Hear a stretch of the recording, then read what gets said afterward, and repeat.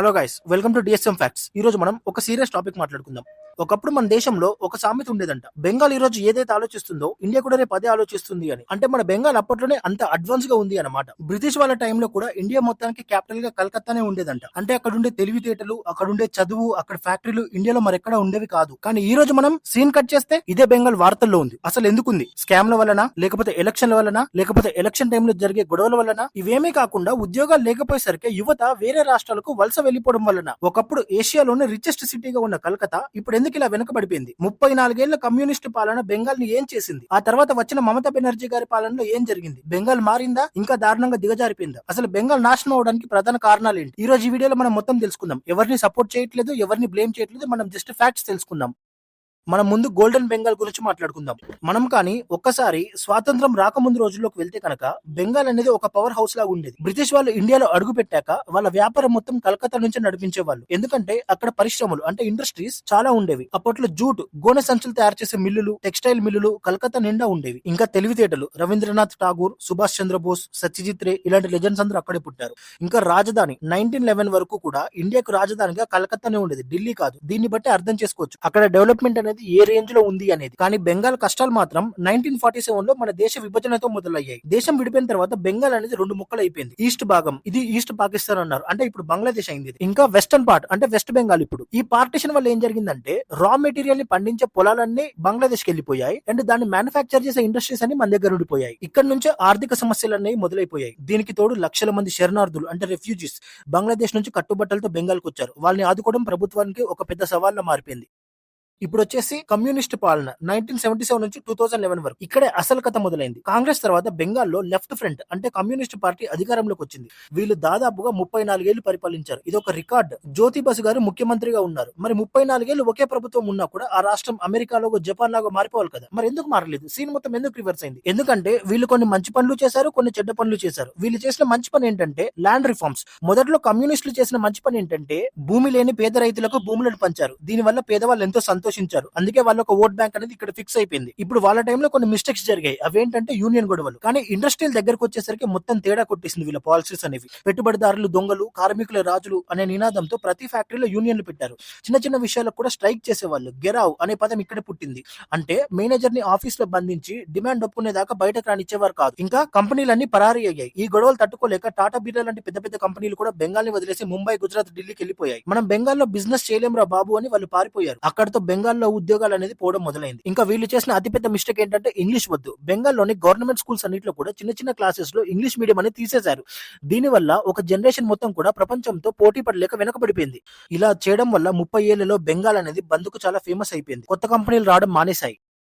ఇప్పుడు మనం మమతా బెనర్జీ గారి ఎంట్రీ గురించి, ఇంకా టాటా నానో ఇష్యూ గురించి మాట్లాడుకుందాం. కమ్యూనిస్ట్ పాలన చివరి దశలో వాళ్ళకు విషయం అర్థమైంది. అరే మనం తప్పు చేశాం కదా, పరిశ్రమలు లేకపోతే రాష్ట్రం ముందుకు నడవదు అని. అప్పుడే అక్కడ సీఎం గా ఉన్న బుద్ధాదేవ్ భట్టాచార్య టాటా వాళ్ళని పిలిచి నానో కార్ల ఫ్యాక్టరీ పెట్టమని సింగూర్ లో భూములను ఇచ్చాడు. కానీ అప్పటికే జరగాల్సిన డ్యామేజ్ మొత్తం జరిగిపోయింది. అక్కడే మమతా బెనర్జీ గారు సీన్ లోకి వచ్చారు. రైతుల భూములు లాక్కొని ఫ్యాక్టరీలు పెడతారా అని పెద్ద ఉద్యమం చేశారు. నందిగ్రామ్, సింగూర్ లో జరిగిన గొడవలు దేశం మొత్తం చూసింది. చివరికి టాటా వారు విసిగిపోయి మాకొద్దు మీ బెంగాల్ అని ఆ ఫ్యాక్టరీని గుజరాత్ కి తీసుకెళ్లిపోయారు. ఇది మమతా బెనర్జీ గారికి రాజకీయ పరంగా ఒక పెద్ద విజయంలా మారింది. మా మాటి మానుష్, తల్లి నేల మనుషులు అనే నినాదంతో 2011లో ఆమె 34 ఏళ్ల కమ్యూనిస్ట్ పాలనను కూల్చేసి అధికారంలోకి వచ్చారు. అప్పుడు జనమంతా పారిపోతున్న అంటే మార్పు వస్తుంది అని ఆశపడ్డారు. మరి ఇప్పుడు బెంగాల్ ఎలా ఉంది? ప్రెసెంట్ సిచ్యువేషన్ ఏంటి అక్కడ? మమతా బెనర్జీ గారు అధికారంలోకి వచ్చి 10 ఏళ్ళు అయింది. మరి బెంగాల్ ఏమైనా మారిందా అంటే దీనికి ఆన్సర్స్ అన్ని మిక్స్డ్ గానే ఉంటాయి. అయితే మనం ముందు ఈమె చేసిన మంచి పనుల గురించి మాట్లాడుకుందాం. ఈమె చేసిన మంచి పని ఏంటంటే పేదలకు నేరుగా డబ్బులు ఇవ్వడంలో సక్సెస్ అయింది. లక్ష్మీ బండార్ పేరుతో మహిళలకు ప్రతి నెల డబ్బులు ఇవ్వడం, సైకిల్ ఇవ్వడం, ఉచిత రేషన్ ఇవ్వడం, వీటి వల్ల గ్రామాల్లో పేదలందరూ చాలా హ్యాపీగా ఉన్నారు. అందుకే ఆమె మళ్ళీ పవర్ లోకి వస్తున్నారు. ఓకే, ఇవన్నీ బానే ఉన్నాయి. మరి ఇండస్ట్రీస్ ఎక్కడ, పరిశ్రమలు ఎక్కడున్నాయి? అసలు సమస్య ఇక్కడే ఉంది. టాటాని వీళ్ళు వెనక్కి పంపించేశాక ప్రపంచంలో ఏ పెద్ద కంపెనీ కూడా బెంగాల్లో ఫ్యాక్టరీ పెట్టడానికి ముందుకు రాలేదు. అందరూ భయపడిపోయారు. అమ్మో అక్కడ పాలిటిక్స్ ఎక్కువ, యూనియన్ గొడవలు ఎక్కువ అని ఇన్వెస్టర్లు రావడం లేదు. ఇంకా ఇప్పుడు మనం చదువుకున్న యువత దగ్గరకు వచ్చేసరికి వాళ్ళు చదువు అయిపోయాక అక్కడ ఉద్యోగాలు లేకపోయేసరికి హైదరాబాద్, పూణె, బెంగళూరు లాంటి సిటీస్ కి ఉద్యోగాల కోసం వలసకెళ్లిపోతున్నారు. ఇప్పుడు మనం కట్ మనీ ఇంకా సిండికేట్ గురించి మాట్లాడుకుందాం. అంటే కరప్షన్. ఇది కొద్దిగా జాగ్రత్తగా వినండి ఫ్రెండ్స్, ఇది కొద్దిగా సీరియస్ కూడా. బెంగాల్ ఎక్కువగా వినిపించే ప్రధాన ఆరోపణ ఏంటంటే సిండికేట్ రాజా. అంటే ఇల్లులు కట్టుకోవాలన్నా, రోడ్డు వేయాలన్నా లోకల్ లీడర్లకు కమిషన్ ఇవ్వాల్సిందే అని ఆరోపణలు ఉన్నాయి. ఇంకోటి వచ్చేసి మొన్న మధ్య మనం న్యూస్ లో విన్నాం కదా, టీచర్ ఉద్యోగాల స్కామ్. మంత్రులలో కొన్ని కోటాను కోట్ల డబ్బులు దొరుకుతున్నాయని. ఇది బెంగాల్ పరువు మొత్తం తీసేసింది. లాస్ట్ వచ్చేసి పొలిటికల్ వైలెన్స్. మన ఎనలిస్టులు ఏం చెప్తున్నారంటే ఇది చాలా బాధాకరమైన విషయం అంట. కమ్యూనిస్ట్ కాలంలో రౌడీజం ఎలా ఉండేదో ఇప్పుడు కూడా అలాగే ఉందంట. పార్టీ మారినా ప్రభుత్వం మారినా కూడా ఆ పద్ధతి మాత్రం మారలేదంట. ఎలక్షన్లప్పుడు బాంబులు వేసుకోవడం, ఇల్లు తగలబెట్టడం బెంగాల్లో అసలు ఇంకా ఏమీ మారలేదంట. ఇంకా మనం న్యూస్ లో చూస్తూనే ఉన్నాం. రీసెంట్ గా జరిగిన రేప్ కేసెస్ కానీ, అలాగే మమతా బెనర్జీ గారు చేసిన స్టేట్మెంట్ కానీ, అలాగే సందేశ్ కలిలో లాస్ట్ ఇయర్ షాజహాన్ షేక్ అని ఒక రాక్షసుడు ఆడవాళ్ళ మీద చేసిన అఘాయిత్యాల గురించి కూడా మనం చూసాం. ఇంకోటి మనం డైలీ న్యూస్ లో చూస్తూనే ఉంటాం. బీజేపీ వాళ్ళు అంటూ ఉంటారు అక్కడ ఇల్లీగల్ ఇమిగ్రెంట్స్ అనే వాళ్ళు ఎక్కువైపోయారు, మమతా బెనర్జీ గారు వాళ్ళకి సపోర్ట్ చేస్తున్నారని. ఈ ఇల్లీగల్ ఇమిగ్రెంట్స్ వల్ల వచ్చే ప్రాబ్లం ఏంటంటే ఈ దేశంలో పుట్టి పెరిగిన ముస్లింలకు దక్కాల్సిన ఫలాలన్నీ వాళ్ళు దోచుకొని తింటున్నారు. అండ్ వాళ్ళకి ఎప్పటికీ కూడా మన దేశం మీద ప్రేమ ఉండదు, మన దేశం మీద భక్తి ఉండదు. మన దేశం ఎంత చేసినా సరే వాళ్ళకి ఎప్పుడు మన దేశం నాశనం చేయాలనే ఉంటుంది.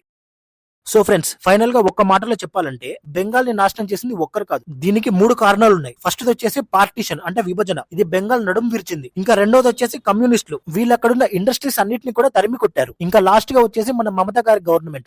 వీళ్ళు ఏం చేశారంటే వెల్ఫేర్ స్కీమ్స్ మీద పెట్టిన ఫోకస్ అనేది వెల్త్ క్రియేషన్ మీద పెట్టలేదు. ఇదే చాలా పెద్ద ప్రాబ్లం అయింది ఇప్పుడు బెంగాల్ కి. మరి ఇప్పుడు బెంగాల్ బాగుపడాలంటే ఏం జరగాలి? రాజకీయ రౌడిజం అనేది పోవాలి. ఉచితాల కంటే ఉద్యోగాల మీద దృష్టి పెట్టాలి. కొత్తగా నమ్మకం కలగాలి అంటే శాంతి భద్రతలు అంటే లా అండ్ ఆర్డర్ బాగుండాలి. లేకపోతే ఒకప్పుడు దేశానికి దారి చూపిన బెంగాల్ అనేది మన చరిత్రలో మిగిలిపోతుంది. సో ఫ్రెండ్స్, ఇప్పుడు మీరేమంటారో కామెంట్స్ లో చెప్పండి. బెంగాల్ మళ్ళీ తిరిగి తన పోగొట్టుకున్న వైభవాన్ని తెచ్చుకోగలదా? మీరేమనుకుంటున్నారో కామెంట్స్ లో చెప్పండి. వీడియోని లైక్ చేయండి, మీ ఫ్రెండ్స్ తో షేర్ చేయండి, అలాగే ఛానల్ ని సబ్స్క్రైబ్ చేసుకోండి. ప్లీజ్ ఫ్రెండ్స్, ఛానల్ ని సబ్స్క్రైబ్ చేసుకొని సపోర్ట్ చేయండి. కొత్త ఛానల్, నేను చాలా బాగా కష్టపడుతున్నాను. మీరు సబ్స్క్రైబ్ చేసుకొని సపోర్ట్ చేస్తే నాకు ఇంకా మోటివేషన్ లాగా ఉంటుంది. నా దగ్గర డబ్బింగ్ చెప్పడానికి మైక్ కూడా లేదు. మొత్తం ఫోన్ లోనే ఎడిట్ చేస్తున్నాను, ఫోన్ లోనే డబ్ చెప్తున్నాను, ఫోన్ లోనే మొత్తం చేస్తున్నాను. ప్లీజ్ సపోర్ట్ చేయండి.